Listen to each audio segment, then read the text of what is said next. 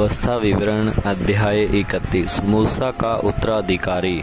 मूसा ने जाकर ये बातें सब इज़राइलियों को कह सुनाई और उसने उनसे यह भी कहा, आज मैं 120 वर्ष का हो गया हूँ और अब मैं चल फिर नहीं सकता, क्योंकि यहोवा ने मुझसे कहा है कि तू इस यरदन पार नहीं जाने पाएगा। तेरे आगे पर जाने वाला तेरा परमेश्वर यहोवा ही है। वह उन जातियों को तेरे सामने से नष्ट करेगा और तू उनके देश का अधिकारी होगा। और यहोवा के वचन के अनुसार यहोशू तेरे आगे आगे पार जाएगा। और जिस प्रकार यहोवा ने अमोरियों के राजा सिय्योन और ओग और उनके देश को नष्ट किया है, उसी प्रकार वह उन सब जातियों से भी करेगा। और जब यहोवा उनको तुमसे हरवा देगा, तब तुम उन सारी आज्ञाओं के अनुसार उनसे करना जो मैंने तुमको सुनाई है। हे तू हियाव बांध और दृढ़ हो, उनसे न डर और न भयभीत हो, क्योंकि तेरे संग चलने वाला तेरा परमेश्वर यहोवा है। वह तुझको धोखा न देगा और न छोड़ेगा। तब मूसा ने यहोशू को बुलाकर सब इज़राइलियों के सम्मुख कहा, तो हियाव बांध और दृढ़ हो जा, क्योंकि इन लोगों के संग उस देश में जिसे यहोवा ने इनके पूर्वजों से शपथ खाकर देने को कहा था, तू जाएगा और तू इनको उसका अधिकारी कर देगा। और तेरे आगे आगे चलने वाला यहोवा है, वह तेरे संग रहेगा और न तो तुझे धोखा देगा और न छोड़ देगा। इसलिए मत डर और न तेरा मन कच्चा हो। 7वें वर्ष व्यवस्था का पढ़ा जाना। फिर मूसा ने यही व्यवस्था लिखकर लेवीय याजकों को, जो यहोवा की वाचा का संदूक उठाने वाले थे, और इज़राइल के सब वर्द लोगों को सौंप दी। तब मूसा ने उनको आज्ञा दी, 7 वर्ष के बीतने पर, अर्थात छुटकारे के वर्ष में, झोंपड़ी वाले पर्व पर, जब सब इज़राइली तेरे परमेश्वर यहोवा के उस स्थान पर जिसे वह चुन लेगा आकर इकट्ठे हों, तब यह व्यवस्था सब इज़राइलियों को पढ़कर सुनाना। क्या पुरुष, क्या स्त्री, क्या बालक, क्या तुम्हारे फाटकों के भीतर के परदेसी, सब लोगों को इकट्ठा करना कि वे सुनकर सीखें और तुम्हारे परमेश्वर यहोवा का भय मानकर इस व्यवस्था के सारे वचनों को पालन करने में चौकसी करें। और उनके बच्चे जिन्होंने ये बातें नहीं सुनी, वे भी सुनकर सीखें कि तुम्हारे परमेश्वर यहोवा का भय उस समय तक मानते रहें जब तक तुम उस देश में जीवित रहो जिसके अधिकारी होने को तुम यरदन पार जा रहे हो। मूसा को यहोवा की अंतिम आज्ञा। फिर यहोवा ने मूसा से कहा, तेरे मरने का दिन निकट है। तू यहोशू को बुलवा और तुम दोनों मिलाप वाले तंबू में आकर उपस्थित हो कि मैं उसको आज्ञा दूं। तब मूसा और यहोशू जाकर मिलाप वाले तंबू में उपस्थित हुए। तब यहोवा ने उस तंबू में बादल के खंभे में होकर दर्शन दिया और बादल का खंभा तंबू के द्वार पर ठहर गया।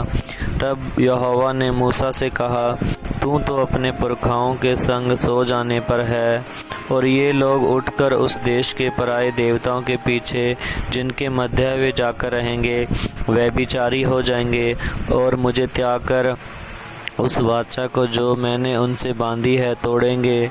उस समय मेरा कोप इन पर भड़केगा और मैं भी इन्हें त्याग कर इनसे अपना मुँह छिपा लूँगा, और ये आहार हो जाएंगे और बहुत सी विपत्तियाँ और क्लेश इन पर आ पड़ेंगे, यहाँ तक कि ये उस समय कहेंगे, क्या ये विपत्तियाँ हम पर इस कारण तो नहीं आ पड़ी क्योंकि हमारा परमेश्वर हमारे मध्य में नहीं रहा। उस समय मैं उन सब बुराइयों के कारण जो ये पराये देवताओं की ओर फिरकर करेंगे, निसंदेह उनसे अपना मुँह छिपा लूँगा। इसलिए अब तुम यह गीत लिख लो और तू उसे इज़राइलियों को सिखाकर कंठस्थ करा दे, इसलिए कि यह गीत उनके विरुद्ध मेरा साक्षी ठहरे जब मैं इनको उस देश में पहुँचाऊँ जिसे देने की मैंने इनके पूर्वजों से शपथ खाई, और जिसमें दूध और मधु की धाराएं बहती हैं, और खाते खाते इनका पेट भर जाए और ये हष्ट पुष्ट हो जाएंगे। तब ये पराये देवताओं की ओर फिरकर उनकी उपासना करने लगेंगे और मेरा तिरस्कार करके मेरी वाचा को तोड़ देंगे। वरन अभी भी जब हम इन्हें इस देश में जिसके विषय मैंने शपथ खाई है पहुंचा नहीं चुका, मुझे मालूम है कि ये क्या क्या कल्पना कर रहे हैं।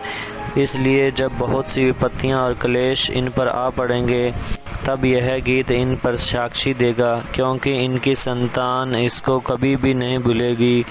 तब मूसा ने उसी दिन यह गीत लिखकर इज़राइलियों को सिखाया, और उसने नून के पुत्र यहोशू को यह आज्ञा दी, हियाव बांध और दृढ़ हो, क्योंकि इज़राइलियों को उस देश में जिसे उन्हें देने को मैंने उनसे शपथ खाई है तू पहुँचाएगा, और मैं आप तेरे संग रहूँगा।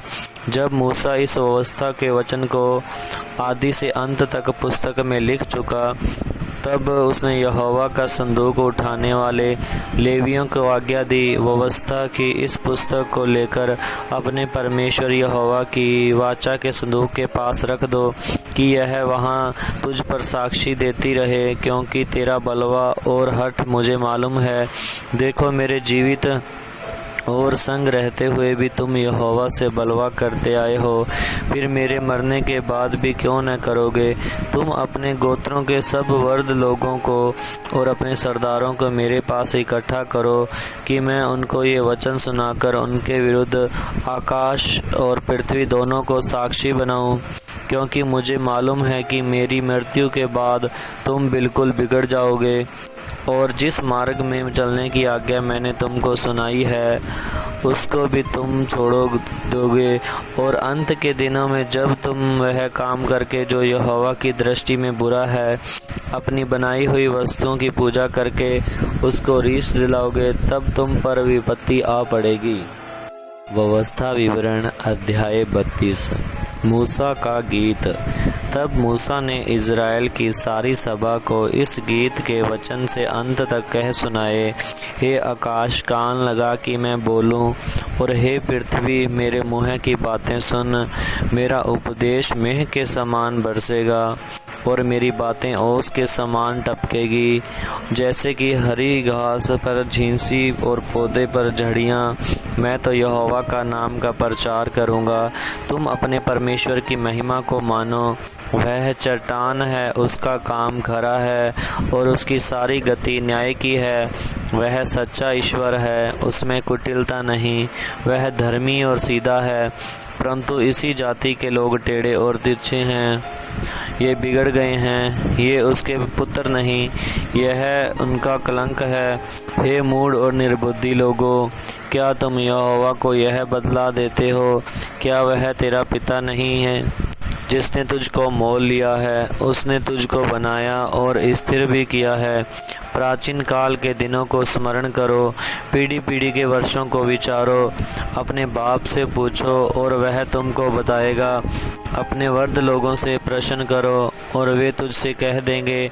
जो परम प्रधान ने एक एक जाति को निज निज भाग बांट दिया और आदमियों को अलग अलग बसाया, तब उसने देश देश के लोगों की सीमाएं इज़राइलियों की गिनती के अनुसार ठहराई, क्योंकि यहोवा का अंश उसकी प्रजा है, याकूब उसका नपा हुआ निज भाग है।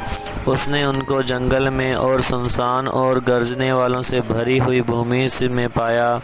उसने उसके चारों ओर कहकर उसकी रक्षा की और अपनी आँख की पुतली के समान उसकी सुधि रखी। जैसे उकाब अपने घोंसले को हिला हिलाकर अपने बच्चों के ऊपर ऊपर मंडलाता है, वैसे ही उसने अपने पंख फैलाकर उसको अपने पैरों पर उठा लिया। यहोवा अकेला ही उसकी अगुवाई करता रहा और उसके संग कोई पराया देवता न था। उसने उसको पृथ्वी के ऊंचे ऊंचे स्थानों पर सवार कराया और उसको खेतों की उपज खिलाई। उसने उसे चट्टान में से मधु और चकमक की चट्टान में से तेल चुसाया। गायों का दही और भेड़ बकरियों का दूध, मेमनों की चर्बी, बकरे और बाशान की जाति के मेढ़े और गेहूं का उत्तम से उत्तम आटा भी, और मधु, तू दाखरस का मधु पिया करता था। परंतु यशूरून मोटा होकर लात मारने लगा, तू मोटा और हष्ट-पुष्ट हो गया और चर्बी से छा गया है।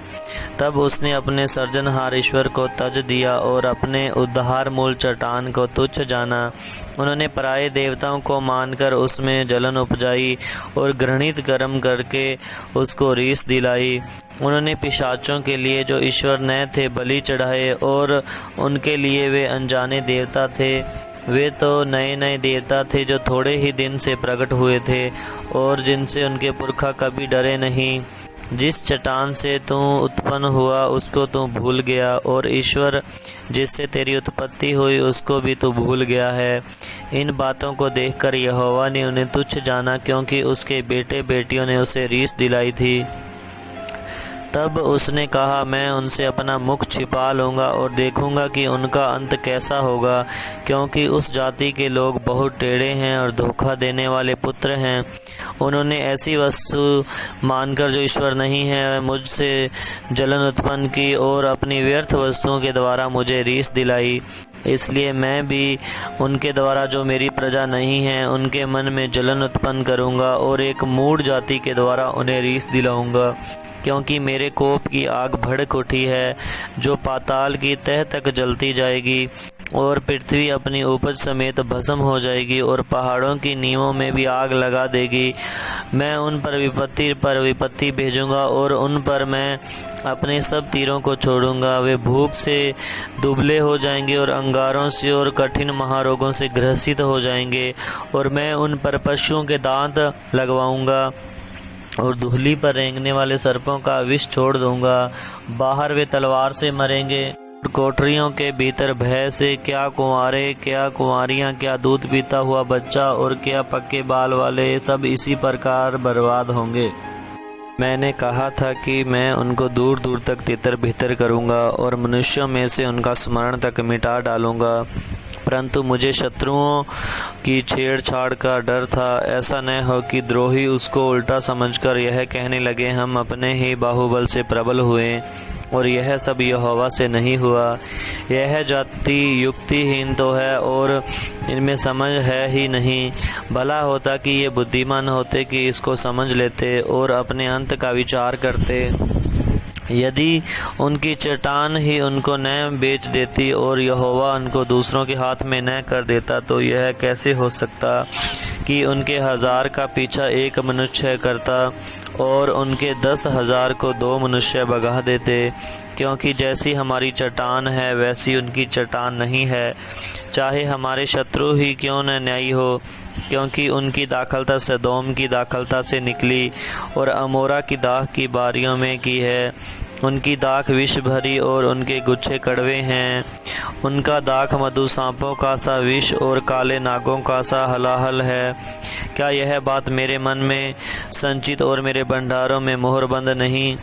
पलटा लेना और बदला देना मेरा ही काम है और उनके पांव फिसलने के समय प्रकट होगा, क्योंकि उनकी विपत्ति का दिन निकट है और जो दुख उन पर पड़ने वाला है वे शीघ्र आ रहे हैं। क्योंकि जब यहोवा देखेगा कि मेरी प्रजा की शक्ति जाती रही और क्या बंधुआ और क्या सवादीन उनमें कोई बचा नहीं रहा, तब यहोवा अपने लोगों का न्याय करेगा और अपने दासों के विषय तरस खाएगा। तब वह कहेगा, उनके देवता कहाँ हैं, अर्थात वह चट्टान कहाँ है जिस पर उनका भरोसा था, जो उनके बलिदानों की चर्बी खाते और उनके तपावनों का दाख मधु पीते थे। वे ही उठकर तुम्हारी सहायता करें और तुम्हारी आड़ हो। इसलिए अब तुम देख लो कि मैं ही वह हूँ और मेरे संग कोई देवता नहीं। मैं ही मार डालता और मैं ही जलाता हूँ, मैं ही घायल करता हूँ और मैं ही चंगा भी करता हूँ, और मेरे हाथ से कोई नहीं छुड़ा सकता। क्योंकि मैं अपना हाथ स्वर्ग की ओर उठाकर कहता हूँ, क्योंकि मैंने अनंत काल के लिए जीवित हूँ। इसलिए यदि मैं बिजली की तलवार पर सान धरकर झलकाऊँ और न्याय अपने हाथ में ले लूँ, तो अपने द्रोहियों से बदला लूँगा और अपने बैरियों को बदला दूंगा। मैं अपने तीरों को लहू से मतवाला करूंगा और मेरी तलवार मांस खाएगी। वह लहू मारे हुओं और बंदियों का और वह मांस शत्रुओं के लंबे बाल वाले प्रधानों का होगा। हे जाति जाति के लोगों, उसकी प्रजा के साथ आनंद मनाओ, क्योंकि वह अपने दासों के लहू का पलटा लेगा और अपने द्रोहियों को बदला देगा और अपने देश को और अपनी प्रजा के पाप के लिए प्रायश्चित देगा। इस गीत के सब वचन मूसा ने नून के पुत्र होशे समेत आकर लोगों को सुनाए। मूसा के अंतिम निर्देश। जब मूसा ये सब वचन सब इजरायलियों से कह चुका, तब उसने उनसे कहा, जितनी बातें आज मैं तुमसे चिताकर कहता हूँ, उन सब पर अपना अपना मन लगाओ और उनके अर्थात इस व्यवस्था की सारी बातों के मानने में चौकसी करने की आज्ञा अपने बच्चों को दो, क्योंकि वह तुम्हारे लिए व्यर्थ काम नहीं परंतु तुम्हारा जीवन ही है, और ऐसा करने से उस देश में तुम्हारी आयु के दिन बहुत होंगे जिसके अधिकारी होने को तुम यर्दन पार रहे हो।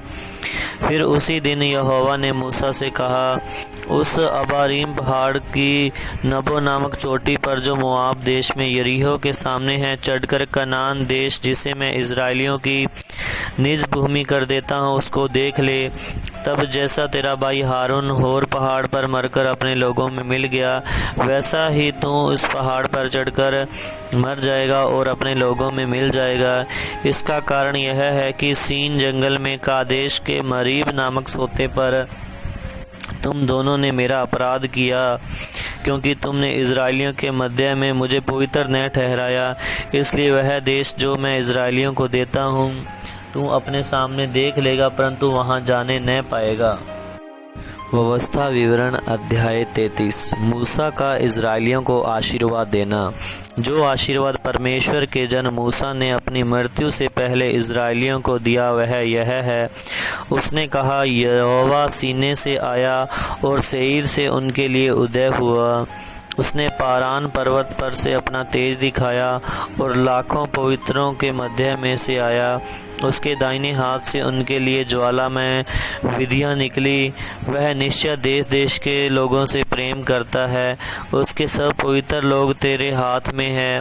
वे तेरे पांवों के पास बैठे रहते हैं, एक एक तेरे वचन से लाभ उठाता है। मूसा ने हमें व्यवस्था दी और वह याकूब की मंडली का निज भाग ठहरी।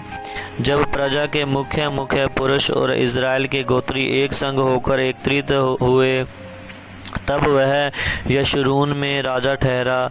रूबेन न मरे वरन जीवित रहे, तो भी उसके यहाँ के मनुष्य थोड़े हों।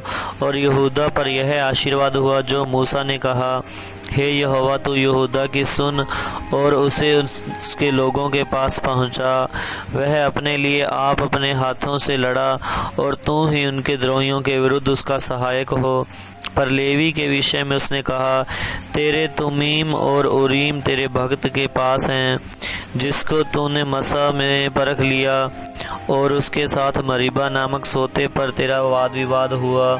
उसने तो अपने माता पिता के विषय में कहा, मैं इनको नहीं जानता, और न तो उसने अपने भाइयों को अपना माना और न अपने पुत्रों को पहचाना, क्योंकि उन्होंने मेरी बातें नहीं मानी और वे तेरी वाचा का पालन करते हैं। वे याकूब को तेरे नियम और इज़राइल को तेरी व्यवस्था सिखाएंगे और तेरे आगे धूप और तेरी वेदी पर सर्वांग पशु को बलि करेंगे।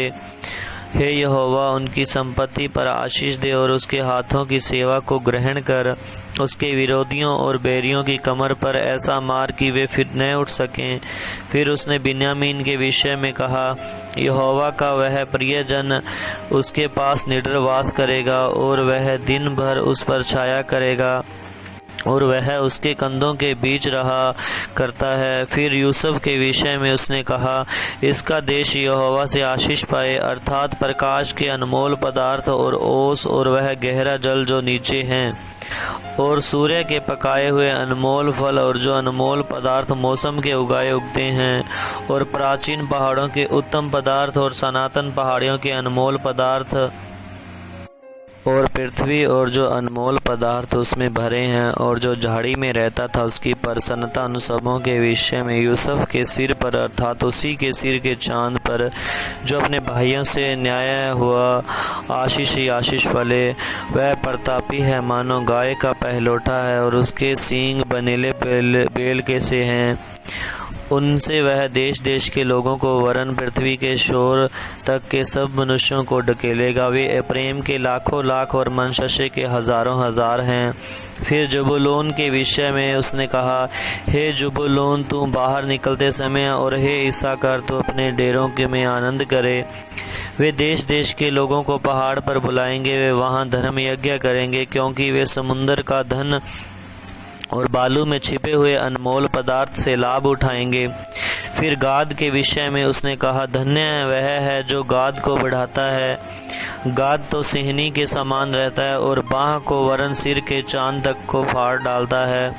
और उसने पहला अंश तो अपने लिए चुन लिया, क्योंकि वहाँ रईस के योग्य भाग रखा था।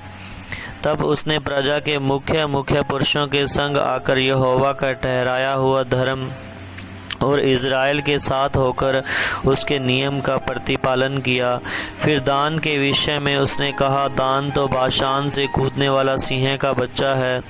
फिर नप्ताली के विषय में उसने कहा, हे नप्ताली तू जो यहोवा की प्रसन्नता से तृप्त है और उसकी आशीष से भरपूर है, तो पश्चिम और दक्षिण के देश का अधिकारी हो। फिर आशेर के विषय में उसने कहा, आशेर के पुत्रों के विषय में आशीष पाएं और वह अपने भाइयों से प्रिय रहें और अपने पांव तले में तेल में डुबोए। तेरे जूते लोहे और पीतल के होंगे और जैसे तेरे दिन वैसी ही तेरी शक्ति हो। हे यशूरून, ईश्वर के तुल्य और कोई नहीं है। वह तेरी सहायता करने को आकाश पर अपना प्रताप दिखाता हुआ आकाश मंडल पर सवार होकर चलता है। अनादि परमेश्वर तेरा गृह धाम है और नीचे सनातन भुजाएं हैं। वह शत्रुओं को तेरे सामने से निकाल देता और कहता है, उनको सत्यानाश कर दे। और इज़राइल निडर बसा रहता है। अन्न और नए दाखमधु के देश में याकूब का सोता अकेला ही रहता है और उसके ऊपर के आकाश से ओस पड़ा करती है। हे इज़राइल, तू क्या ही धन्य है। हे यहोवा से उद्धार पाई हुई प्रजा, तेरे तुल्य कौन है। वह तो तेरी सहायता के लिए ढाल और तेरे प्रताप के लिए तलवार है। तेरे शत्रु तुझे सराहेंगे और तू उनके ऊंचे स्थानों को रौंदेगा। व्यवस्था विवरण अध्याय 34। मूसा की मृत्यु। फिर मूसा मोआब के अराबा से नबो पहाड़ पर, जो पिसगा की एक चोटी और यरीहो के सामने है, चढ़ गया। और यहोवा ने उसको दान तक का गिलाद नामक सारा देश और नप्ताली का सारा देश और एप्रैम और मनश्शे का देश और पश्चिम के समुंदर तक का यहूदा का सारा देश और दक्षिण देश और सोअर तक की यरीहो नामक खजूर वाले नगर की तराई, यह सब दिखाया।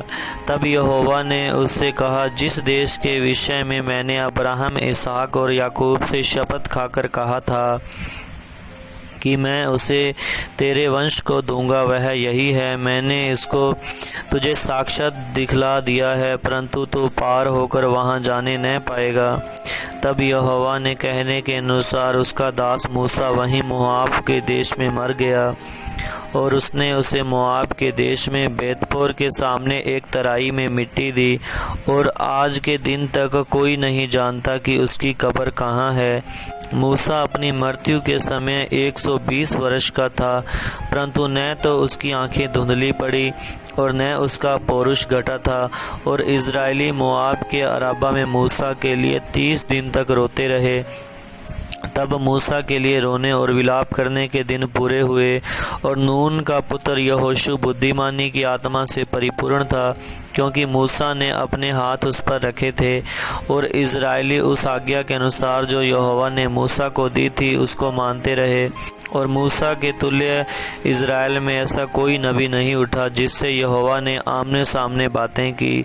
और उसको यहोवा ने फिरौन और उसके सब कर्मचारियों के सामने और उसके सारे देश में सब चिन्ह और चमत्कार करने को भेजा था।